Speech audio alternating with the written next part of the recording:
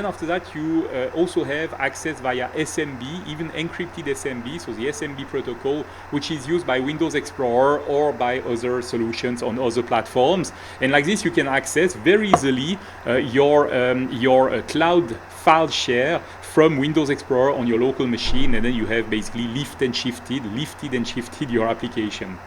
Now, on the platform as a service side, it is still Azure Storage, still the same service.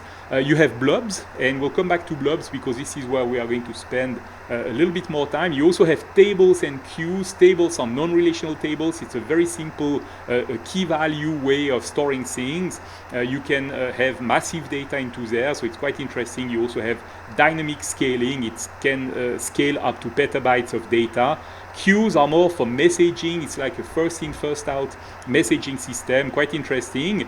So let's talk about blobs. Blobs are binary large objects. You can access all the Azure Storage services via REST, all right? So we have APIs for that. We also have SDKs for different languages, .NET of course, but also Java, JavaScript, etc.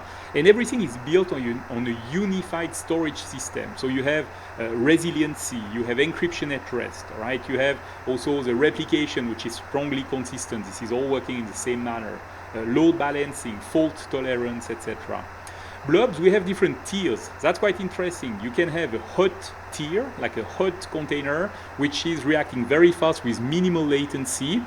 But you can also have a cool tier. And so typically what we observe is that files are accessed a lot in the first few days that they are stored. But then after that, the usage tends to go down. And maybe that's a good time where you want to move this data to a cool storage tier because it's going to be a lot less expensive. Now you will have a little bit more latency, but you will also save a lot of money. So the hot tier for the beginning, after that the cool tier.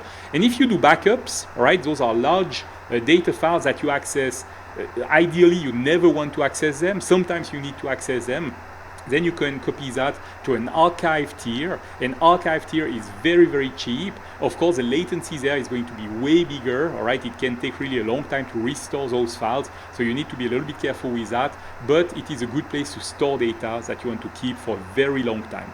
So we'll spend a little bit more time in the blob service here. And let's see a demo on how you can migrate big files to Azure Storage. And in that case, the files that we are going to migrate are not really huge. They are image data that we have in our web application. So this is a web application here. And this one is actually another web application. It is the Tailwind Traders e-commerce website. This is a very, very critical part of our infrastructure. And this is a website here that you can see. And if we go down to the categories, you see that we have a lot of images.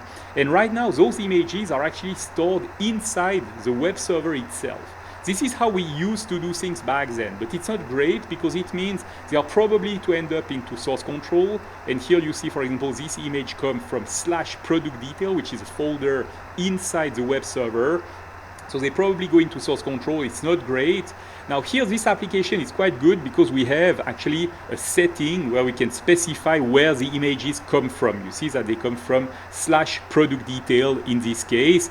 So what we are going to do now is take those images and we are going to move them into Azure Storage. Because like this, we'll have a CDN, right, Content Delivery Network. By the way, if we use a console, I don't know if you know that, but there is also a console in App Service in the portal directly. So we can navigate to the folder and see all the files. This is quite convenient directly in the web browser. So let's go into the Azure Storage Explorer. You can use different tools to do that, also directly in the portal if you want. I'm going to create a new blob container. And then one thing you shouldn't forget is set the public access level. So now I'm going to say if I have a URL for a blob, I can access it in an anonymous manner. But I need the URL for the blob. So this is what we are going to be constructing in the application. Those are the images of the website. I'm just going to upload them using the Azure Storage Explorer. Again, I have multiple tools to do that. I could use also the portal if I want, or there is also AZ Copy. And now I'm copying the unique URL for one of those blobs because each one of those blobs has a unique URL. And now if I go into the configuration, into the product images URL setting, I can replace this local folder with the URL of the container where those blobs are located. all right?